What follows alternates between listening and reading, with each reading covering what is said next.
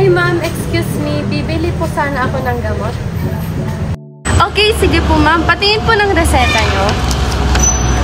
So, bali ang gamot nyo po ma'am is Symbicort at ito po ay budesonide and formoterol. By the way, ako nga po pala si Roxanne Espiritu, ang iyong pharmacist. So, nakita ko po dito, ang iyong doctor ay si Dr. Dionisa Silvestre. Tama po ba? Yes. At kayo naman po si Miss Rosel Salukop. By the way, ma'am, okay lang po ba na hingin ang 5 minutes po of your time? Para lang po mas ma-explain ko po ng mabuti itong gamot nyo. Sige, wala naman akong pupuntahan ngayon. No problem. By the way, matanong ko po sa inyo, ma'am. So, meron po ba kayong allergy sa food or allergy sa mga gamot? Thankfully, wala naman akong allergy sa food or sa gamot.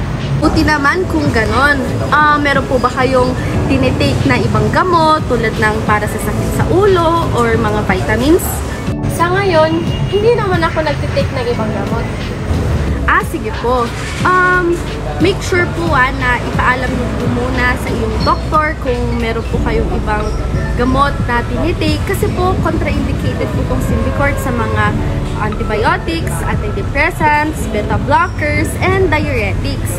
So, bali tanong ko lang po ma'am, ano naman po yung kalagayan nyo ngayon? Kamusta po kayo?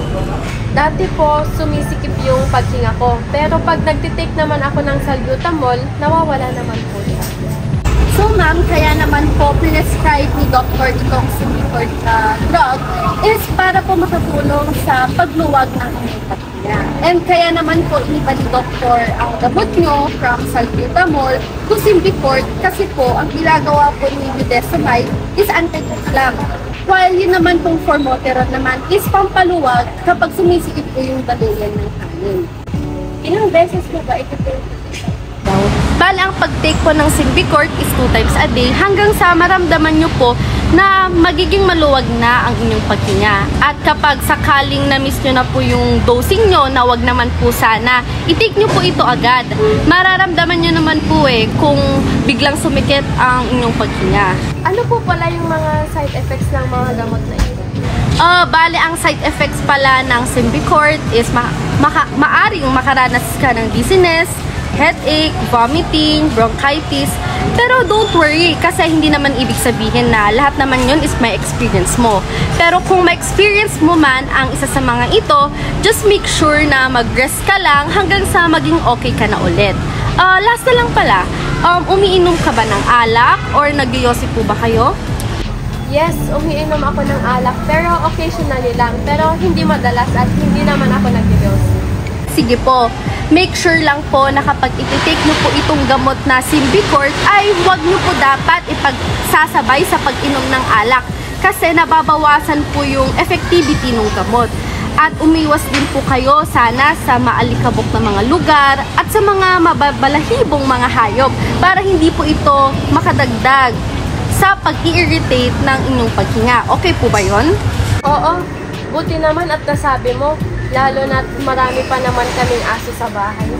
So ma'am, okay lang po ba na pakiulit ko yung mga importante na nabanggit kong key points kanina? Sure, nag-take naman ako ng notes. So, ang Symbicort is tinitake 2 times a day. Tapos, pag may na-miss akong dose, wag ko siyang uulitin or wag kong pagsasabayin yung 2 dose. At kapag naalala ko kung kailan ko na-miss yung dose, tsaka lang ako mag-take. Pero pag malapit na yung next dose na iti-take ko, hintayin ko na lang yung susunod bago ako mag-take ng Symbicort.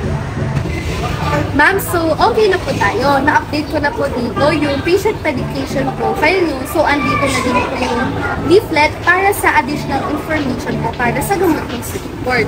Andito na din po yung pangalan ko and contact number para kung meron po kayong magkaragdagan mga questions, pwede rin po akong tawagan or pwede rin po kayong bumisita ulit sa pharmacy. So, yun lamang po ma'am at thank you po sa inyong pagbisita dito. Thank you din kasi napaka-informative ng pag-uusap natin. Thank you!